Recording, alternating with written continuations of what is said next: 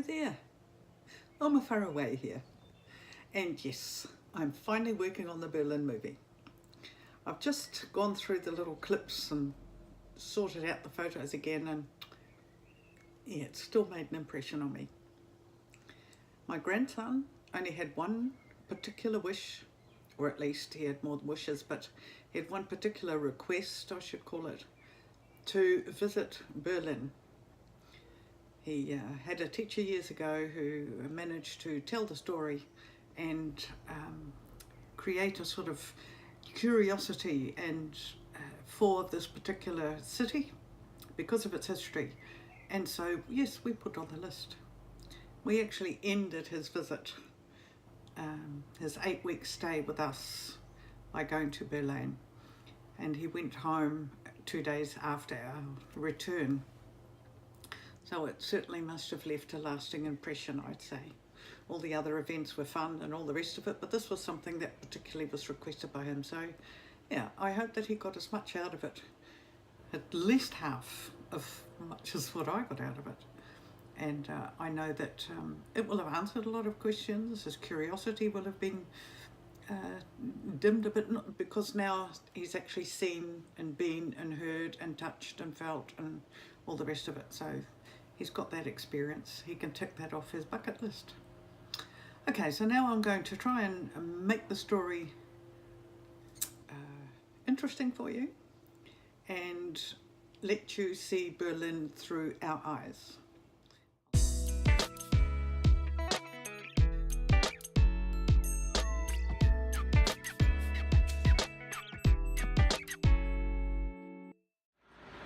Right, well, we've had part one.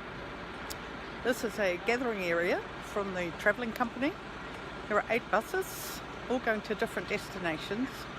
We're just waiting on bus number 1, would you believe? It's the latest one to arrive. This is where all the passengers that have been picked up all over the Netherlands gather and are divided into the right bus. So there are some going to Czechia and to Paris and to Prague and all sorts.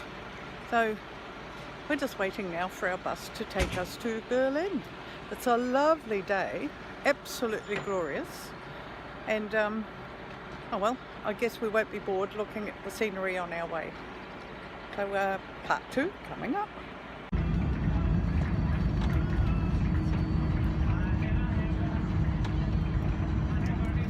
This roadside restaurant now, having a bit of lunch, and lovely fish food and everything's nice and clean, nice place, not bad for a pit stop, and we'll be off again in about a quarter of an hour, 20 minutes.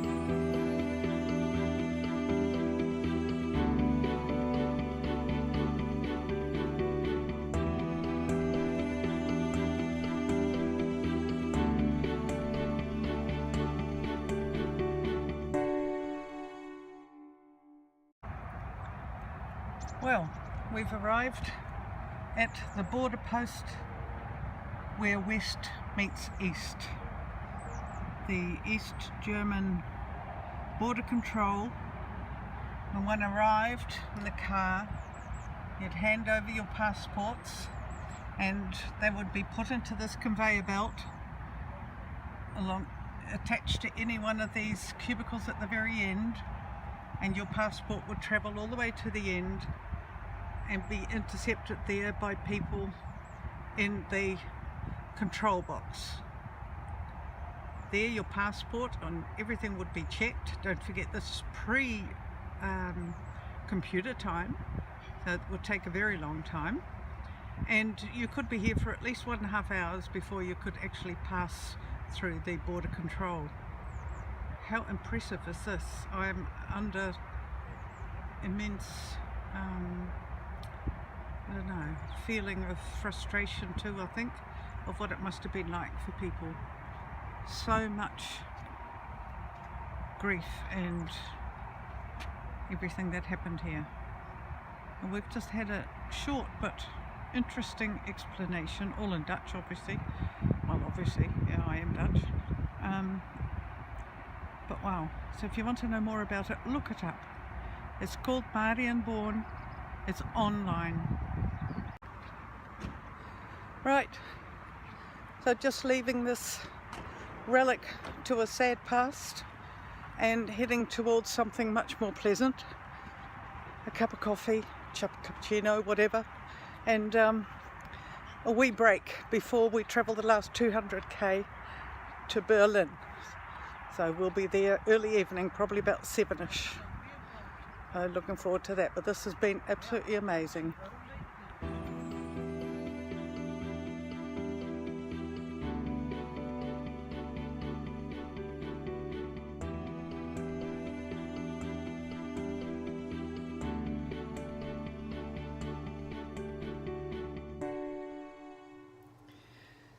Well, that was day one. Quite an eventful day. Informative. I hadn't given much thought to the border control.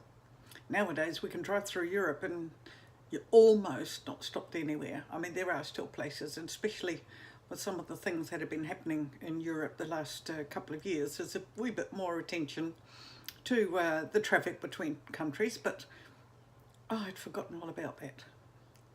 And we heard a story from a friend who actually experienced that particular check control, and they were there for 4 hours. The car was checked underneath with mirrors and everything would come out the boot, and they got a thorough search. You just had to kind of look, I don't know, give them the wrong look or make them feel in some way uncomfortable or not, and they just kind of pick on drivers or public. And the worst day they were having, the worst day you would be having.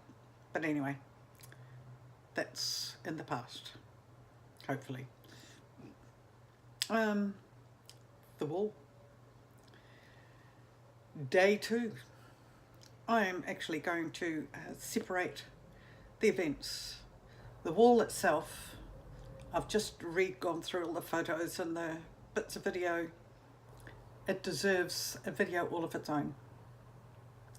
So I hope you enjoyed this, and I hope you look forward to the next part. Yeah, I find that I'm actually still quite affected by it. I'm not sitting here crying or whatever, but I can still feel the emotion. So that's the impact it had.